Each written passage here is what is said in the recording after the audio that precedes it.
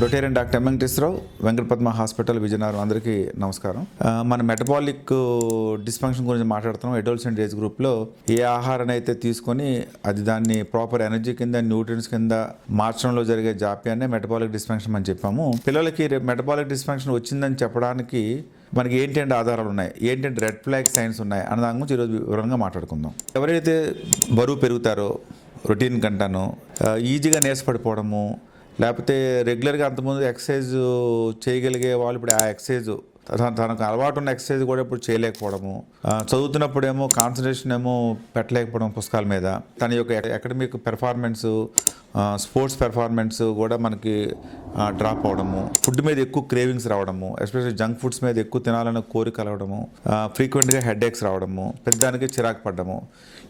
ఎవరికైతే ఈ లక్షణాలు ఉన్నాయో మన తల్లిదండ్రులుగా అండర్స్టాండ్ చేసుకోవాలి. పిల్లవాడికి సమస్య వస్తుందని వెంటనే మీరు పీడియాట్రిషియన్ కన్సల్ట్ చేస్తే వాళ్ళకు ఉన్న మెటబాలిక్ డిస్ఫంక్షన్ ఏమున్నదాన్ని పోల్చి దాని తగ్గట్టుగా ట్రీట్మెంట్ ప్లాన్ చేస్తే అది సెట్ అవ్వడానికి అవకాశం ఉంటుంది. కాబట్టి పేరెంట్స్ ఇది గమనిస్తారని ఆశిస్తున్నాను. Thank you.